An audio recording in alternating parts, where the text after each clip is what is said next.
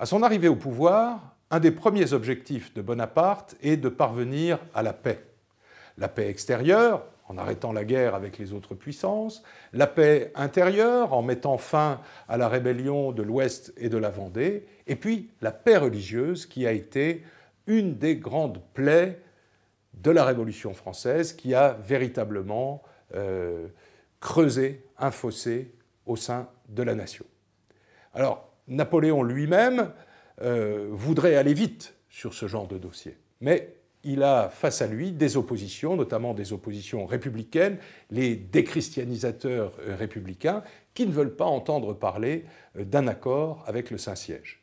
Et puis de l'autre côté, le Saint-Siège n'y met pas totalement du sien. Avant de parvenir à un accord avec la République française, le Saint-Siège demande l'abolition de la constitution civile du clergé qui a été au départ du grand schisme. Donc Bonaparte agit avec une grande prudence. Il agit d'autant plus prudemment que Rome n'a pas de pape. Le pape Pie VI, qui a été emmené en captivité par les troupes du général Berthier, est mort à Valence à la fin de l'été 1799, et il va falloir attendre mars 1800 pour qu'un nouveau pape soit élu par le conclave de Venise, et ce sera Pie VII. Dès cette élection, Bonaparte fait savoir à Rome qu'il est prêt à discuter, et Rome lui fait savoir que la discussion est possible.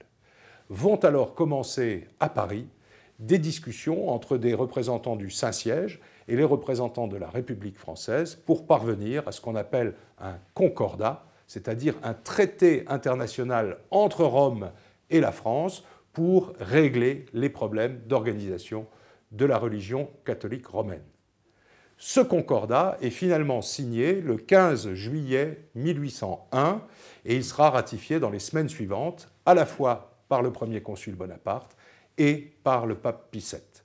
Que prévoit ce concordat?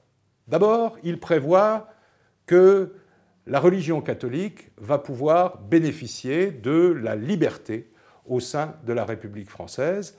Elle n'est plus religion d'État, mais elle reste religion de la majorité des Français.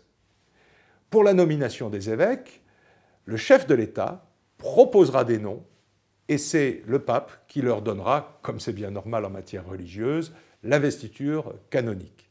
Et en échange de cet assujettissement, on offre au Saint-Siège de rémunérer les évêques, les curés et les desservants.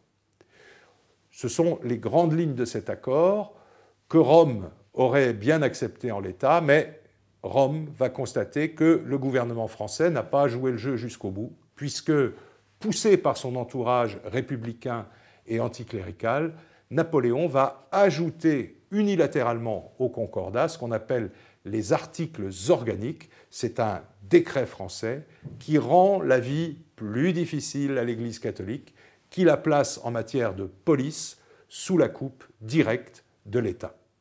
Ces articles organiques seront à l'origine du grand conflit religieux entre Napoléon et Pie VII.